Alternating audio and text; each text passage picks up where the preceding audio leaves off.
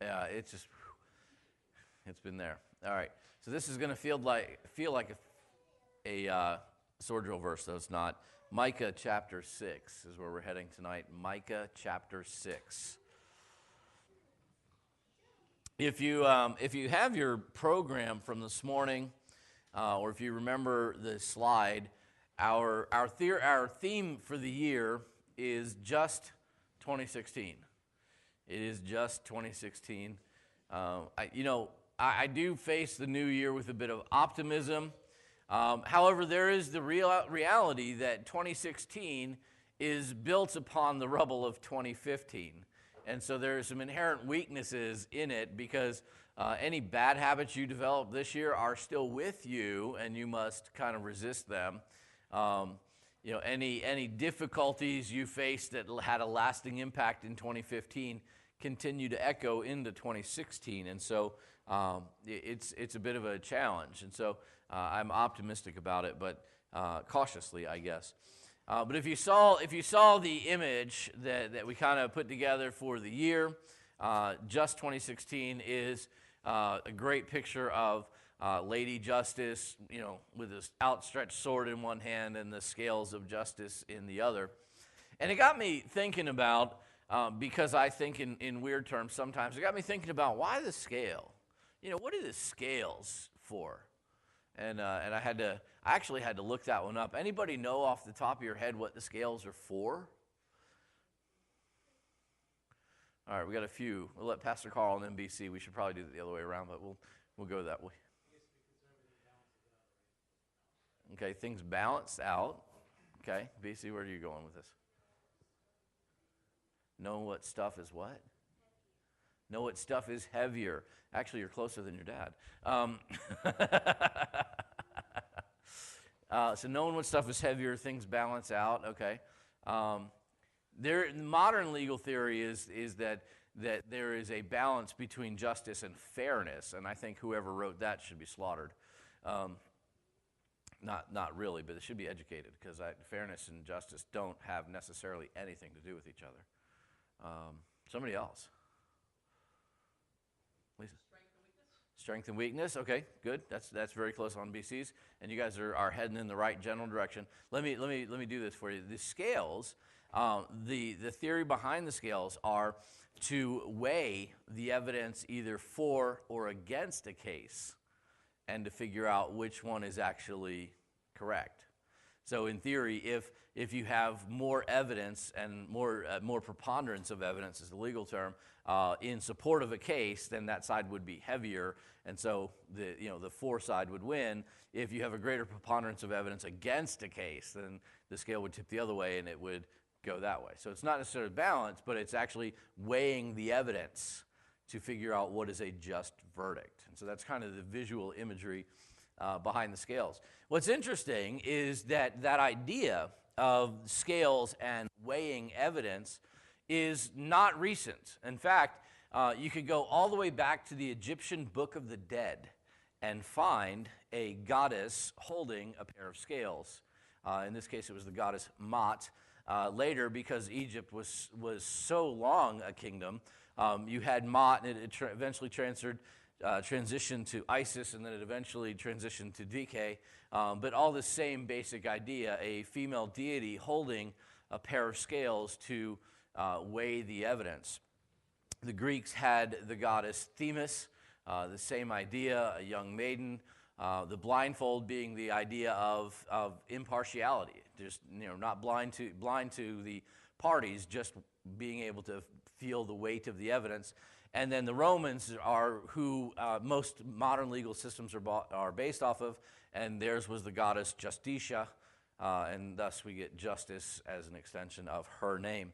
And so this idea of weighing out the evidence is something that has really been something that has gone on for years. The scales portraying that measurement or that weight of a case's support and opposition, it's something that we understand. We start talking about justice in our own lives, and things get a little bit muddy. They get a little bit harder to kind of figure. for ourselves. One of our values as a church, we talked last year and we talk about a lot of our values, authenticity being kind of one of our more prominent values. Last year we spent really the whole year talking about faithfulness, which is also one of our core values as a church. Another one of our core values, and they're listed in the foyer if you're ever curious, they're also on our website. But one of our core values is also justice. And we say it this way: justice is delightful. We will be just in our actions because God delights in the just and judges the unjust. And so that's one of the things that we as a church, or I as a pastor, say that we as a church, because it came from down here first. But one of the things that we want to have evident in our lives, one of the values that we want to hold individually and corporately, is the idea of personal justice. And that really kind of muddies the picture, because it's one thing to understand justice within the context of the justice system and weighing out evidence, but how does that translate into our personal lives? Should it translate into our personal lives? I guess maybe the bigger question. And so that's why I have us here in Micah chapter 6, because Micah here in a couple verses wrestled a little bit with the question, and he kind of puts words in our mouth for us. And so we're going to pick up, we're going to jump kind of in the middle here, but Micah chapter 6, we're going to pick up in verse 6 and just read verses 6, 7, and 8. But he begins, "With what shall I come before the Lord and bow myself before the high God? Shall I come before him with burnt offerings, with calves a year old? Will the Lord be pleased with thousands of rams, 10,000 rivers of oil? Shall I give my firstborn for my transgression, the fruit of my body for the sin of my soul?" And it's an interesting pairing of questions there. How should I come before God? What does God really expect of me? What does God really want to see in my life? And the natural answer is as contemporary as it is old. Then the natural answer is, should I bring worship? Should that be how I approach God? Is that what God expects of me? Does God expect my worship? And so he pairs it in some interesting ways here. Burnt offerings were something that were very much a part of Jewish religious life. They were burnt offerings for just about anything. You can go through Exodus and you can go through Leviticus and Numbers and Deuteronomy, and there are just burnt offerings that are specified for a whole bunch of things. And a burnt offering is exactly what it sounds like. You take an animal, you put it on a rack, and you grill it. God gets most of it, you get some of it, everybody's happy, it's a good day.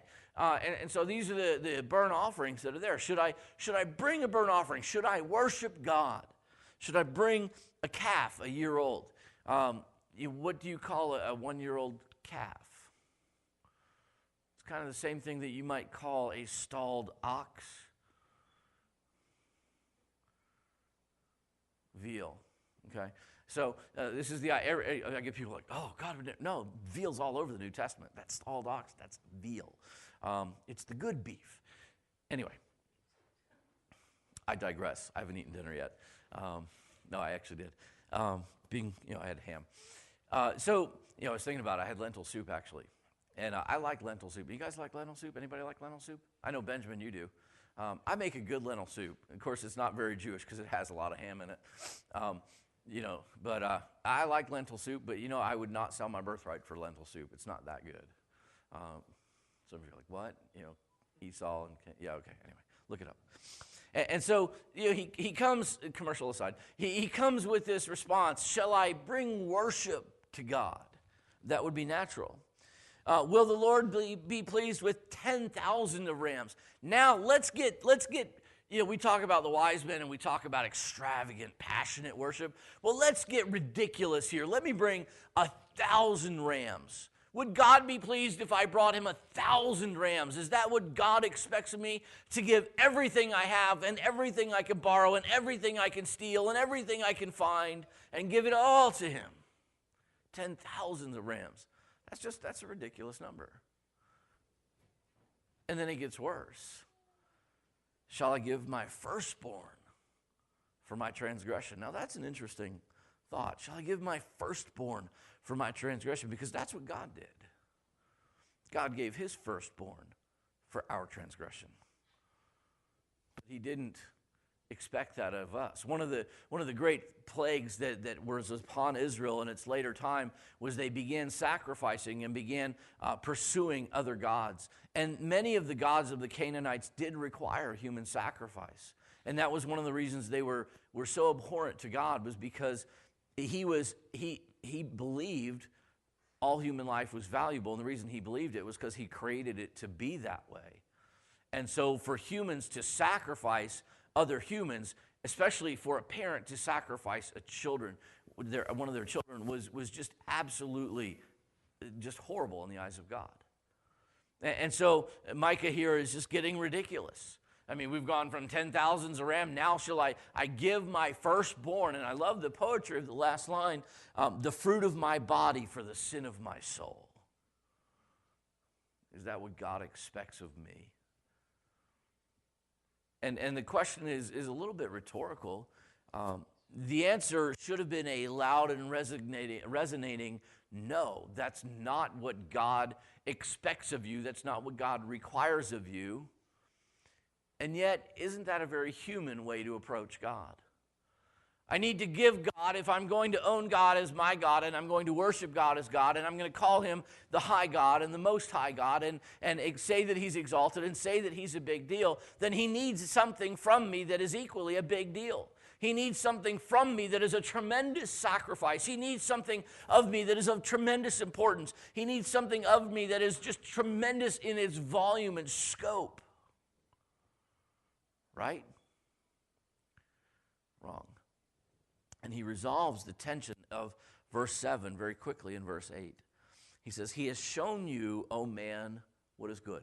God has shown us what is good, and it wasn't any of this stuff. What does the Lord require of you? But to do justly, to love mercy, and to walk humbly with your God. Now, could there be anything more opposite than the natural response of verses 6 and 7 of just this great bravado, this great sacrifice, this great giving and extravagance of worship? And God says, no, that's not what I want. What I want is for you to do justly, to love mercy, to walk humbly with your God. These are mundane things by comparison. There's no power punch or anything behind. To do justly, to be just in my actions, to love mercy, to be merciful in my attitudes, and to walk humbly, to live in humility in my relations, especially my relationship with him, but in my relationships with other people. Where's the craziness there? Where's the bigness? Where's the bravado? It's not there. God's not looking for a show. He's looking for substance, and that's what he gave us. But part of that is to do justice. And so, is it important that we have a concept of what it is to be just and to do just? I think it is, because it's one of those three simple and yet profound things that God expects of us, that God requires of us, that we would do justly. There's a lot of verses in the Bible that talk about justice, and a lot of it is in that case-by-case weighing things out basis. A lot of it is actually in the perversion of justice. Justice is something that can be perverted, and boy, we know that one just by modern example. That's all over the news today. We seem to have a real problem with injustice. But what does it mean to be just, to do just? And so I tried to put together a definition because it's driving so much of the content for the year that we could kind of wrap our minds around. And so here's my definition of justice. Justice is the rigorous exercise of moral principle resulting in rightness. That was the definition I came up with. It is the rigorous exercise of moral principles resulting in rightness. That means us exercising right moral principles. Where do moral principles come from? Scripture, because God alone is the source of what is morally right and wrong. Doesn't mean that other people don't stumble across it every once in a while, but, even blind dogs find bones occasionally. And so you have this idea of moral principles. And our responsibility is to exercise those moral principles rigorously. That means when it's convenient, and that means when it's not convenient. That means when it's popular, and that means when it's not popular. That means at every particular juncture where we face a decision, at every crossroads where we have to turn left or right. Our primary concern is, what is the moral principle that guides me in this decision? What is the moral principle that guides me in this moment? And regardless of what culture might say, regardless of what is popular, regardless of what is even convenient, I follow that moral principle. It dictates my behavior. The rigorous exercise of moral principles resulting in rightness. If we will rigorously exercise moral principles and we will do what is right every time, the end up result is rightness. It means you will be right. It doesn't mean you will be popular. It doesn't mean that everything's going to go well even, because the one area that we don't have control over is the area of outcomes. It would be nice to say, I'm going to follow a moral principle, I'm going to be right, and as a consequence of being right, I will be rewarded. But in our culture, is that always so? Increasing, the question is it ever so? Because in our culture today, to be right, to follow rigorously moral principles will make you unpopular and may actually result in your persecution. Heck, it may even result in your prosecution. Outcomes are not something that we have any control over. Outcomes are ultimately in God's hand. Outcomes are going to be the result of how other people react and interact with our rigorous exercise of our moral principles. We are looking at Daniel, and today we saw in Daniel's story that things turned out okay. Daniel and his 3 friends exercised a moral principle, and that moral principle was, God gave us, you do eat this, you don't eat that. And they said, okay, this is a clearly defined moral principle. Mr. Steward, we have a problem here. We need a different diet. They rigorously exercised a moral principle. It resulted in their rightness, the outcome of which in this particular case was reward. That may not always be so, though. And so we have to be aware that the results are really not in our ability to control. What is in our ability to control is knowing what the moral principles are and following them and letting the chips kind of fall where they may, which is a hard way to live. And that's why so few people, I think, emphasize personal justice and adherence to a personal moral code. It's not convenient. It's not popular, but it is right. In an unjust world, the outcome may or may not be good, but they're not in our control. And so justice says, I will be right, and that is enough for me. So we get back to Micah here, and Micah says, what does God require of you? But to do justly. Actually, to live our lives committed to rigorously pursuing moral principles, committed to being right, understanding that the outcome may or may not be in our favor, but really being more concerned with our behavior than the outcome. He said to do justly, to love mercy. In our attitudes, we ought to be merciful to other people. God has been abundantly merciful to us. It's a different one of our values. We'll get to that another time. And to walk humbly with God. Just to recognize that God is amazing and we're really not all that much to look at. And to say, God, thank you for loving me. Thank you for sending Jesus to die for me. You didn't have to. You didn't ask me for my firstborn. You gave me yours. That's a big deal. and it should make us humble. And actually being humble before God makes justice a lot simpler, makes it easier. Because if God has given so much, and I'm in relationship with him, and I'm in awe of him, choosing to do what he's given me to do, it becomes so much easier. And so for this year, we're pursuing this idea of justice, and it's driving through a lot of the content. It emerged from the content. I didn't pick the theme first. I actually, Lord led me to different passages, and that kind of just bubbled up to the surface as a theme as we start in the book of Daniel. And we see guys who are committed to doing what's right. We're going to move to the book of Esther, and we're going to see in Esther and in her uncle Mordecai some people who are committed to doing what is right, even at the potential risk to their own lives. We're going to transition over to, later in the year, to 1 Peter and to 2 Peter. Everything this year is coming out of Babylon and Persia, because that's where Peter was writing from in the New Testament as well. He was ministering to the Jewish community there in Babylon and writing there, so everything's coming from that region this year. But Peter was writing to a Christian minority, just like the Jews were a minority, just like in Babylon, everywhere you look, the people being written to were a minority where compromise would have been explainable but not acceptable. And every one of the authors were, do what's right, do what's right. You're a minority, yes, but you can still do what's right. You're a minority, but you could actually still win. That's the great thing we're going to see in Daniel and Esther. And then we're going to finish up the year in the fall with the second half of the book of Daniel. And what we see in the second half of the book of Daniel is outcomes, as God says, here's the reward for doing right, and here's the reward for doing wrong.